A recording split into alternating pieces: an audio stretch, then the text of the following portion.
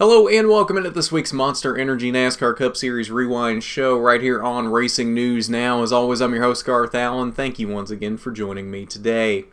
If this is your first time catching a Racing News Now video, consider going down below to hit that subscribe button and ring the bell for notifications so you don't miss a thing going forward from R&N.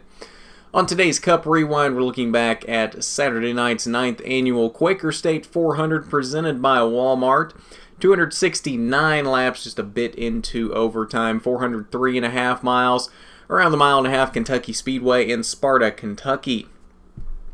7 caution flags in this race for a total of 35 laps, a little bit more chaotic than what you would expect out of a normal Kentucky race, which are generally, up until now, were snooze fest. This actually probably was one of the best, if not the best, Kentucky races we've ever seen from the Cup Series. First caution came at lap 48 as we had debris from the 9 of Chase Elliott in turn 2. Lap 55, the 32 of Corey LaJoie spun in turn 4. Lap 64, the 00 of Landon Castle and the 51 Bailey Curry got together in turn 2. Stage 1 concluded at lap 80 with Kurt Busch taking the Stage 1 victory.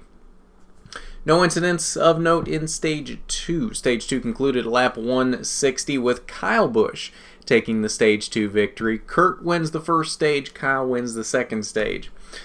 2 incidents that caused a caution in turn number 3. First one at lap 180 as Jimmy Johnson spun on the backstretch. And lap 262, the 43 of Bubba Wallace found the wall in turn 2.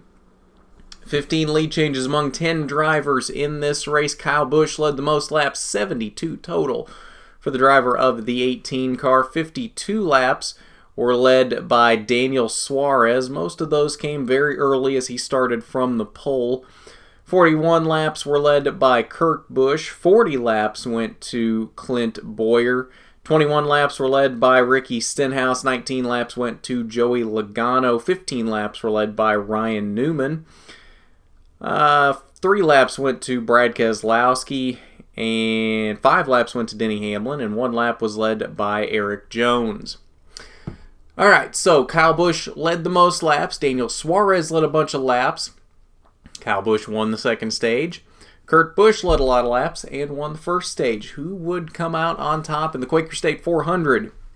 It would be a battle of the Busch brothers, Kurt and Kyle, on the overtime restart, and Kurt Busch would be the one to come out on top in this one. Lots of beating and banging in those final 2 laps. It got very exciting. Probably, I think, I'm going to go ahead and say this right now. That was definitely the most entertaining finish we've ever had to a Kentucky race in the Cup Series.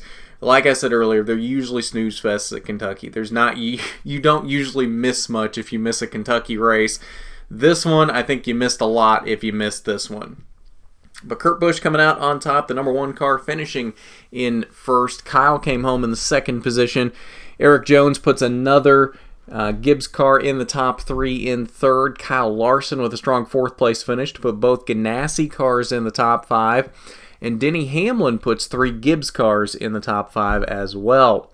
Rest of your top 10, Clint Bowyer, Joey Logano, Daniel Suarez, Ryan Newman, and Chris Buescher. 11th through 20th. Paul Menard with a pretty good run on the night. He came home in the 11th position. Ryan Blaney back here in 13th. Eric Almirola started on the outside pole, had some speed early, and then got mired back in the pack. He came home in 14th. Chase Elliott, not the best night for him. He came home in the 15th position. Alex Bowman picked up his first win a couple weeks ago in Chicago. He landed in 17th. William Byron down here in 18th. Barton Truex 19th, and Brad Keselowski rounded out the top 20. 21st through 30th, Kevin Harvick down here. Not a good night for him. 1 lap down. In fact, the last car 1 lap down in 22nd. Bubba Wallace came home in 23rd. And Jimmy Johnson, after all of his troubles on the night, got caught up in an incident late in the race, and he ended up 30th on the night, 3 laps down. Then final page, 31st through 36th, Austin Dillon down here in the 35th position, 31 laps off the pace by the end of this one. He came home in the 35th position.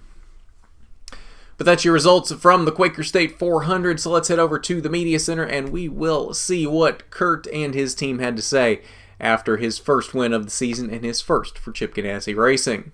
Yeah, I mean, he came in and that was the goal from the very beginning. I think and he has a lot of credentials, right? So when he starts talking, he tells you we're coming in, we're going to win. It's definitely a confidence booster for sure. And he's almost delivered, and he delivered today. So it's been pretty fun this first half of the season. Yeah, what an amazing finish, and to have it go our way right there.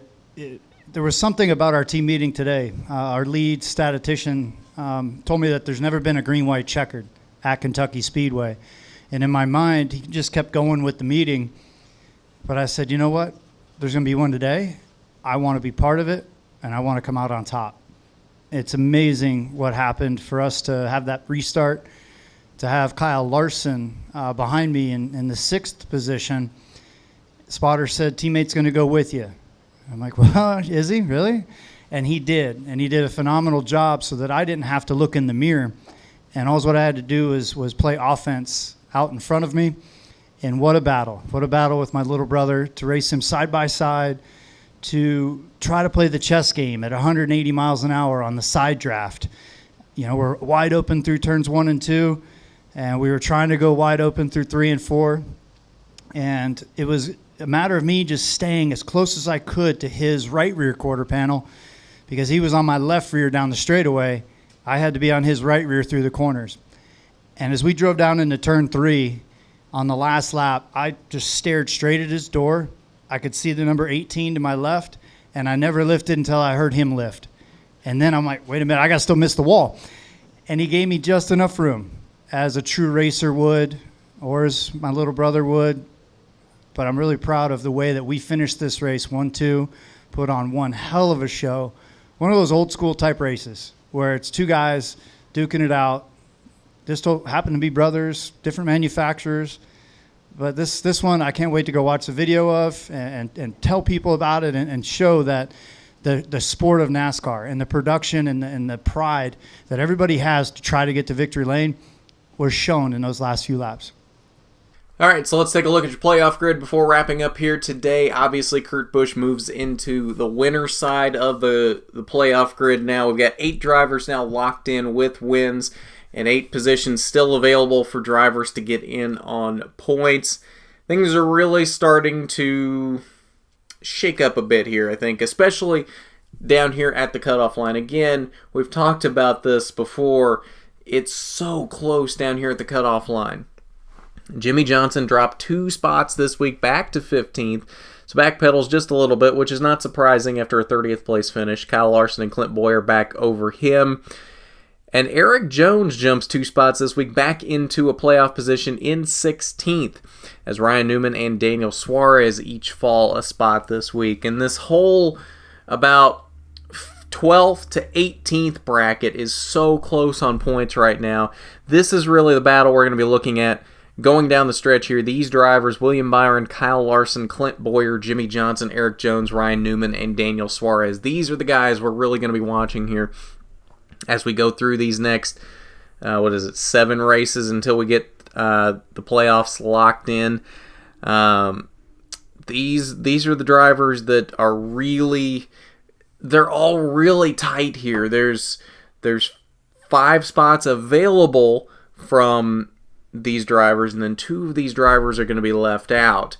Which 2 of those drivers will be left out? And then it's not out of the realm of possibility that Ricky Stenhouse and Paul Menard could fight their way back up into this battle as well. Ricky Stenhouse ran very well last night in Kentucky, so definitely not out of the possibility, although they've got some work to do if they want to get back into this race for the playoff bubble.